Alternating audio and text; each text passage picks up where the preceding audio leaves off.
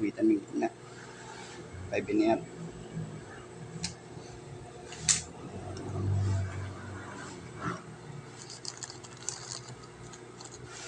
Five and a half, ano ko yan? 5 and a half. Tapos Yung guhit. ito guguhitan mo rin para hindi ka mahirapan. Ayan. Kapantay mo yun. Tusok mo muna.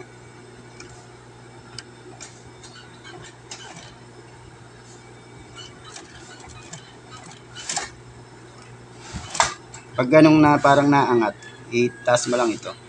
Minsan ay naiipit eh.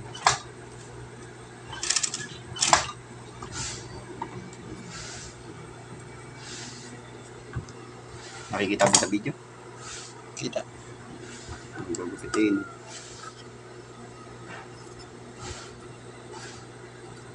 Hanggang dun lang.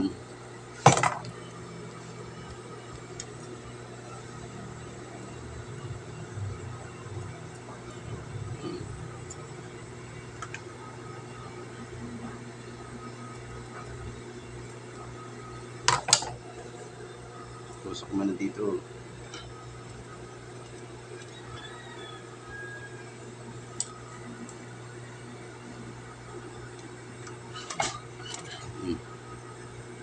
Dapat mo ganyan. Huwag mong babanatin ha. Laging tatandaan mo, huwag mong babanatin. Nakakulubot.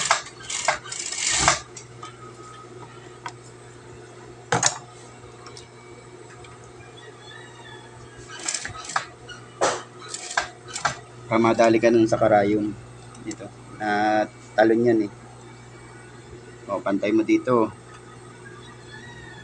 Ayan. Diretso na yan.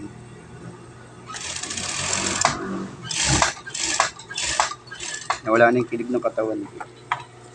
Puro na talaga yung sakahin ko. Kaya lipas ako no. Nalipasan ako. Tuwa kanina pagpunta dun. Hirap lang laging pag nalilipasan ng gutom. Siguro kaya marami na babaliw no. Hindi. Kaya yung sabi nila, minsan nasasapian daw. Minsan dahil rin sa kulang sa kain. Siyempre pag mahirap, ano yun eh. May talagang may chance talaga na malipasan ng gutom. Nagtitiis na lang. Ako ng bata ako, nagtiis din ako ng gutom. Gawa ng ano. Mahirap din kami. Kaya nung natutaw man na yun, ito na naging buhay ko eh. Okay na yan. Okay na. Final output, ayun na po mga guys.